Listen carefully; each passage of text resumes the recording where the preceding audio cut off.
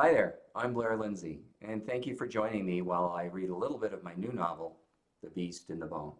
Hope you enjoy it. This is early on in the book, and as you'll soon see, our hero, Ash Keller, is already in pretty big trouble. Keller stepped out of the ambulance into the penetrating flash of red and white light. The summer evening was chill, and she shivered. But she abandoned the thought of retrieving her coat and approached the unconscious girl lying in the road. She was in her early teens, dark hair in a page boy cut, blood staining her jeans and the gravel road around her. Pain was etched on her face, and her dark eyes stared pleadingly at the flashing lights. Please. Her voice was so weak Keller barely heard it. Closer, she saw that the girl was bleeding from a thumb-sized black hole halfway down her left thigh. Bullet wound. She turned to Jonas as he stepped out of the ambulance, his mouth a wide O as he took in the injured girl. Jonas, did you? A sharp crack split the night air, and Jonas's head rocked back as if he were a surfer hit by a rogue wave. In Mexico, Keller had seen it happen just like that, a surfer's body, arcing like a whip cracking before he fell. But there would be no next wave for Jonas.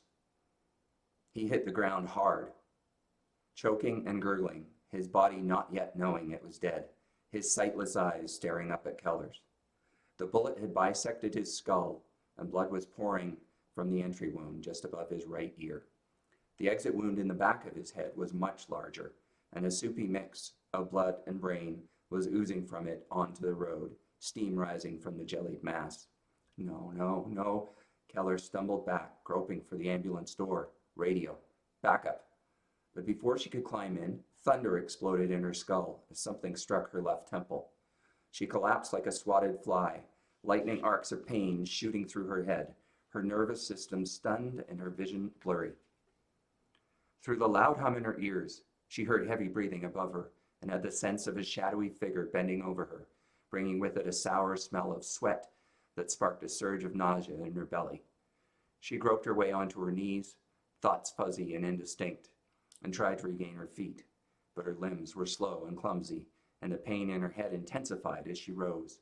When she touched her temple, her fingers came away bloody, the scent of her own gore tangy and metallic in her nose. More blood was washing over her shoulder, leaving a strange, cool, hot sensation on her skin. Call it in. Jonas hadn't, had he? He'd been deep asleep when she slammed on the brakes, and he looked bewildered when she stepped out of the ambulance, so call it in. But she was slow, confused. Am I shot too? Not all gunshot victims are initially aware of it. She recalled this axiom distinctly from an overtly warm classroom a decade prior, delivered in a stilted voice by a bored instructor.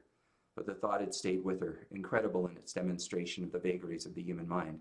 Dying people didn't always know they were dying. Am I one of them? Almost on her feet now, she fumbled for the radio at her hip. Crazy dizziness threatened her balance, like one of those Mexican waves, and blood spilled over her forehead and into her eyes, shading the flashing lights of the ambulance a blurry crimson, a rave party for the damned.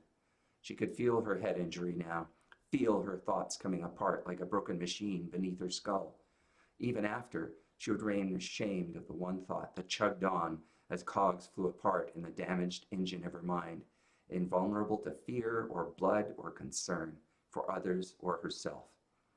I really need a hit. A keening sound was audible now over the diesel growl of the idling ambulance, and she realized fear and adrenaline were colliding in her body, and the noise was her screaming. Call it in, call it in, call it in. Her bloodied hands were shaking, but she eventually managed to get a grip on her radio.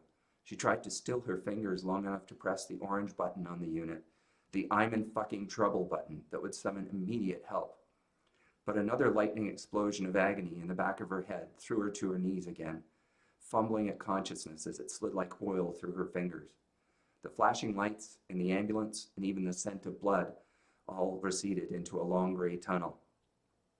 She rolled onto her back, and she imagined she heard sirens wailing like ghosts in the encroaching darkness. The shadowy figure was back, pale face staring down at her, blurred and indistinct. Then it was fading, and the night opened up and welcomed her into its black womb. So, in a little bit of trouble there. I wonder what happens next. Thanks very much for listening while I read a little bit of my new novel, The Beast in the Balm.